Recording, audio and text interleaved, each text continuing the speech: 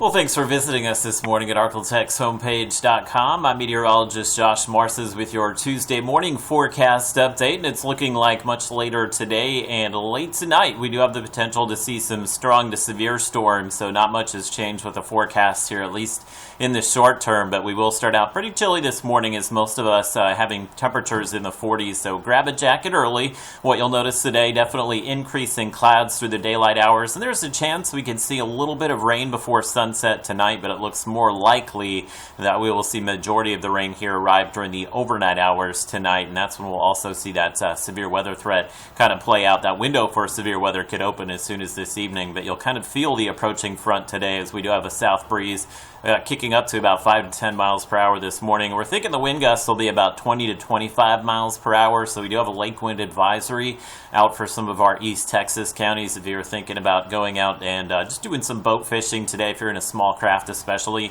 we are expecting fairly choppy conditions, especially this afternoon out on the lakes and rivers. And for today, kind of borderline warm as we'll wind up in the low 70s in Shreveport. Still some cool air out there as temperatures will be in the 60s along the I-30 corridor, but you can see our storm system back to the west here. Again, there's some thunderstorms popping up in central Texas. It's possible we could see some rain before sunset tonight, but won't be until after sunset that you see this big trough right here. That's all that wind energy just kind of dipping down across the country. Once that slides in tonight, that's when that severe weather window will really open up for us. So the latest look from the Storm Prediction Center, they are showing the potential to see some high winds with some of those storms late tonight. So we're talking possibly some damaging wind gusts, maybe in the 60 to 70 mile per hour range. Isolated tornado can't be ruled out here, but the ingredients for that not lining up as well as the ingredients to see some high wind gusts. So I can't rule out that we'll see maybe an isolated tornado or two, but it's looking more likely that high wind would be the main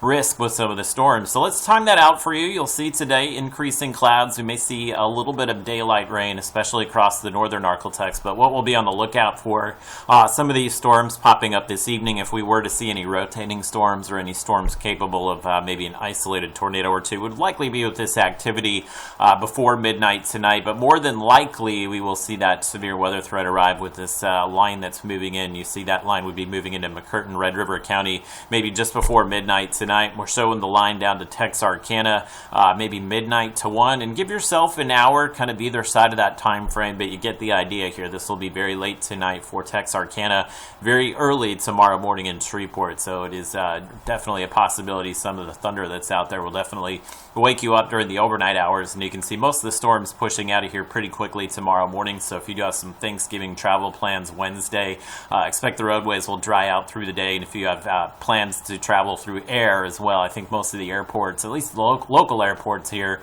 should be fine in the morning, but it's something to definitely check on if you have a flight or if you are driving some point tomorrow morning.